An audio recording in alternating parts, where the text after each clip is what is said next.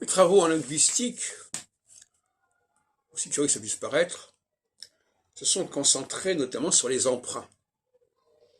Et l'emprunt, c'est typiquement un phénomène mimétique.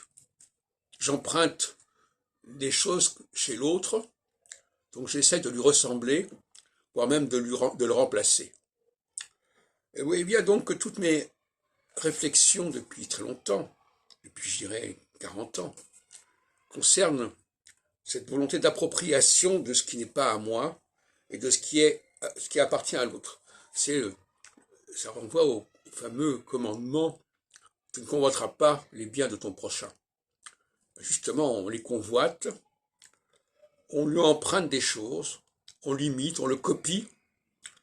C'est vrai au niveau linguistique, mais c'est vrai au niveau religieux, c'est vrai au niveau social, etc., etc. Donc, c'est comme si l'humanité était constamment confrontée à cette notion d'emprunt. C'est sa dynamique, en fin de compte. Quelque part, c'est une dynamique, l'emprunt. Et je vais dire une chose qui n'est peut-être pas très heureuse à entendre, c'est que le colonisé, c'est souvent un aliéné. Un aliéné, qu'est-ce que c'est que quelqu'un d'aliéné? C'est quelqu'un qui emprunte. C'est quelqu'un qui accorde de l'importance à ce qui n'est pas lui, puisque dans aliéné, il y a l'idée de alius, c'est-à-dire de l'autre. Je veux l'autre, je veux ce qui est à l'autre, je me représente par rapport à l'autre, et l'autre, c'est d'abord le voisin.